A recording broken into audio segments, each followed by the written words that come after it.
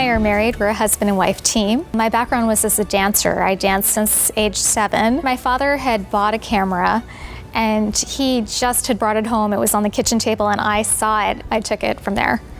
Stole it. I stole the camera. And I ended up photographing the rehearsals that I was supposed to be in. So I started out photographing dancers.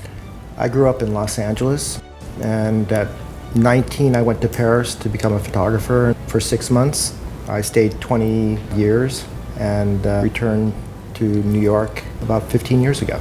The inspiration for our dance project was based on our daughter, Sarah, an aspiring ballerina, and she wanted her room decorated and she wanted to have pictures of the dancers that she loves. So we ended up looking all over in bookstores, we looked in galleries, we found beautiful photos of older generations, of Baryshnikov and Martha Graham, but we weren't finding beautiful photographs of these dancers. So we thought that we would give it a try, and we contacted one of the dancers in American Ballet Theater, our favorite dancer, Daniil Simpkin, and he said yes. And after that shoot, we posted on social media and it just took off. Other dancers started calling us, and before we knew it, we had a project going. Style is something very interesting. When I was starting off in photography in Paris, we thought a lot about what our style was and how we were going to achieve it. I think at the end of the day, the style sort of finds you. And before this project, I really wasn't a studio photographer. I did mostly daylight or outdoors. So you can change. Some of the equipment we have doesn't stop the action. And technically, our photos may not be as technical as other photographers in our field. And I sort of find out that they give us more of a personality. That if there's a little bit of movement, there's a little bit of an accident, I'm starting to realize that that's part of our style. I think it is perfection, but I don't think perfection is technique always. I think if you have a fantastic photo and it's slightly out of focus, it's a fantastic photo. If you have a photo that is not there emotionally and technically perfect, it doesn't cut it for me. Yeah. We felt that working in the studio with a similar background and similar lighting for each picture really kept the focus on the dancer and the movement, lighting and the composition, and it was easier for us to work really intimately with the dancer without the other elements of the outside.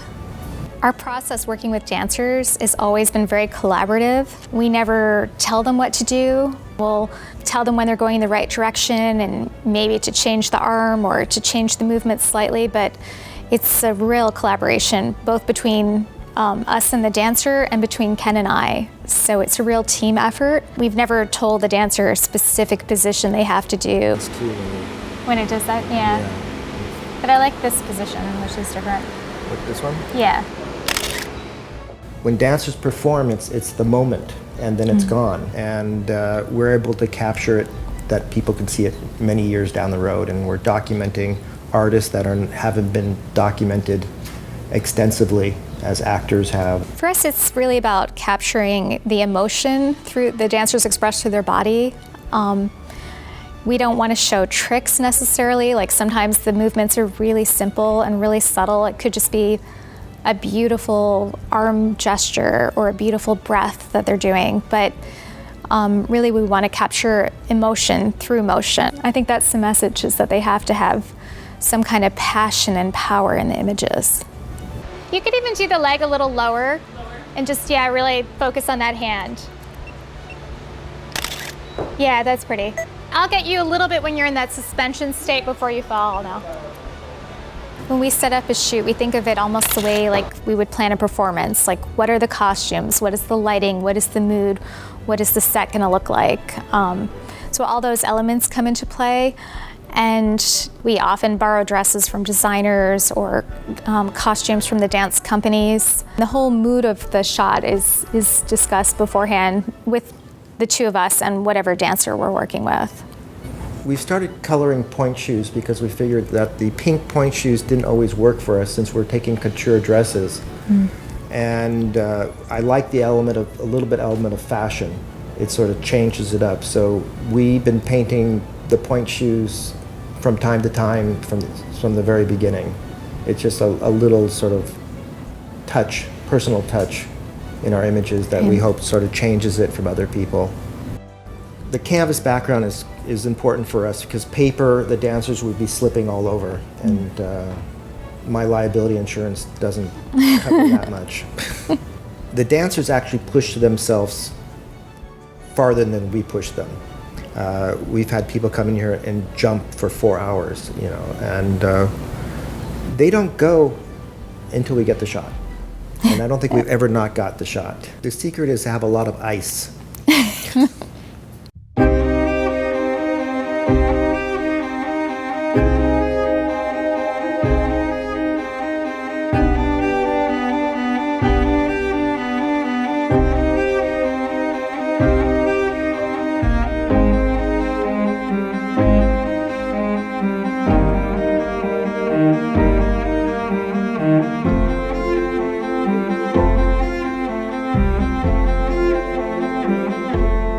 We shoot with a medium format camera for 2 reasons. First of all, it slowed us down. We only do 1 frame per movement usually, and the quality has its own personality. And I think we'll continue shooting with medium format. We're shooting with the Hasselblad. Also, we don't shoot with the motor drive because we shoot with the breath. Sometimes Deborah, I can see her breathing the same breath as the dancer, and when that breath is at a certain point, we actually take the photo, and it's quite interesting to watch that. And with a motor drive, you would never get that experience. I move the light quite a bit while we're shooting. I adjust it. We've been using flash because we're shooting indoors. If I could afford it, I would love to shoot with HMIs. I would love to mix it up a little bit, but since we're working in our home, you know, we keep it fairly basic, either 1 light source and a fill.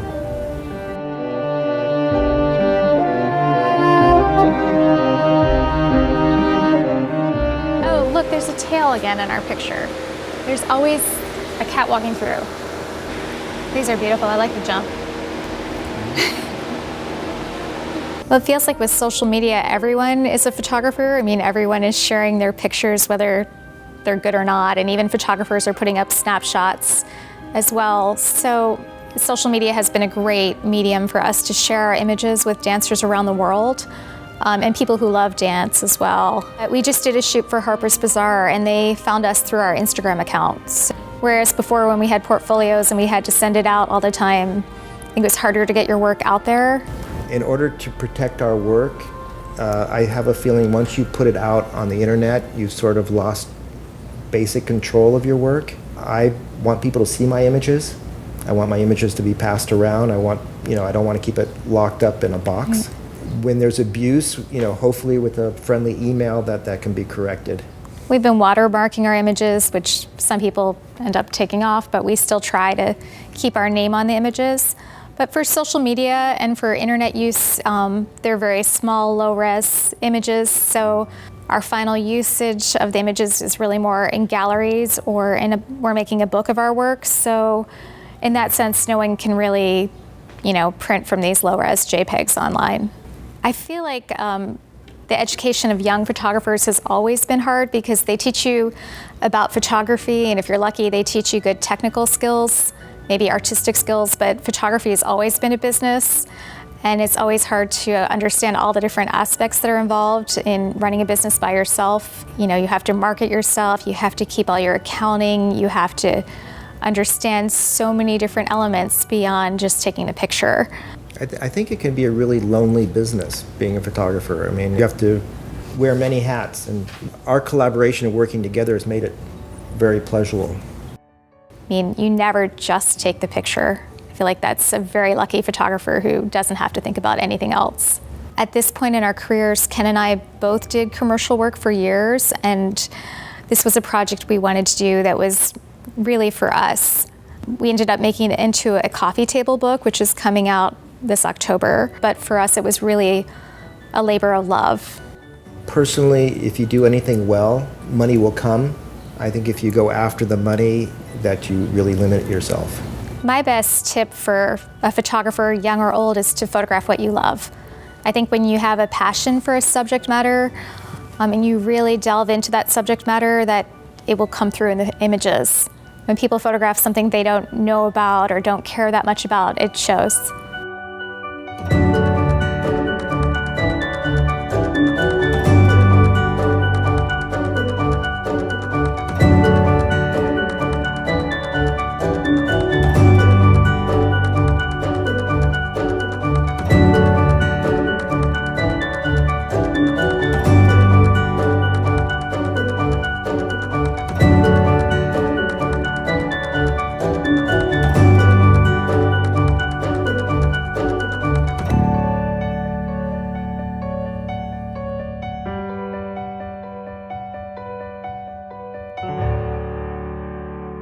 If I was not a photographer, I would be a dancer. I'd be watching.